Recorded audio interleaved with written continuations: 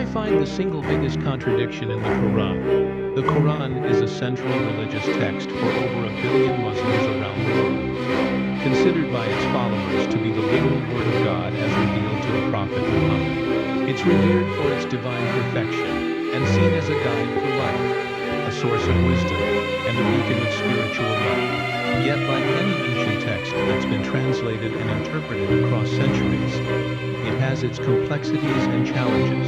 One of the biggest criticisms leveled against the Quran is the claim that it contains contradictions. The specific contradiction I'll be examining today revolves around the story of creation and the fate of non-believers. In one part of the Quran, it says that God created the heavens and the earth in 6 days. However, another passage seems to suggest a different time frame. This discrepancy has puzzled scholars and critics alike. How can a text considered perfect and divine have such apparent inconsistencies? The Quran, in Surah Al-A'raf, verse 54, states, "Your Lord is God, who created the heavens and the earth in 6 days." On the other hand, in Surah Yunus, verse 3, it says, "The originator of the heavens and the earth. He has created for you from yourselves mates, and from the cattle mates. He multiplies you therein," while not directly stating an 8-day creation period.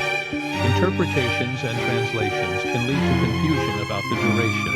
Another area of contention involves the descriptions of the afterlife and the fate of non-believers. Some verses suggest a more merciful approach, with opportunities for forgiveness and paradise.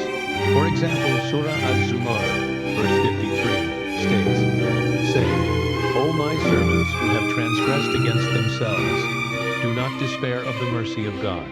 However, other passages depict a more severe judgment, such as Surah An-Nisa, verse 56, which mentions the hellfire. These varying depictions raise questions about the consistency of the Quran's message. When delving into these apparent contradictions, it's essential to consider the historical and cultural context in which the Quran is revealed. The text uses rich imagery and metaphorical language, which can sometimes lead to different interpretations.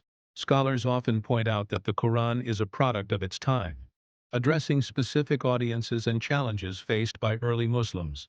Theologians and scholars have offered various explanations to reconcile these apparent contradictions.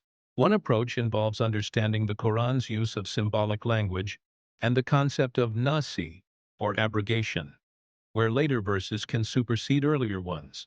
This helps in interpreting the creation story and the descriptions of the afterlife within a more nuanced framework. Moreover, linguistic nuances play a significant role. Arabic, the original language of the Quran, is rich in expressions and syntax that can have multiple meanings. Scholars argue that translations might sometimes lose these subtleties, leading to perceived contradictions. The discussions around these issues highlight the complexity of scriptural analysis. Different perspectives offer insights into how the Quran can be understood in various ways, even by adherents who see it as a perfect text. In conclusion, what appears contradictory to some is often explained through deeper interpretation within the faith. The Quran's richness allows for multiple perspectives, and its study encourages a more profound understanding.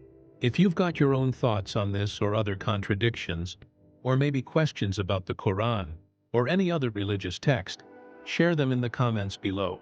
Don't forget to subscribe for more videos exploring religious texts and their complexities.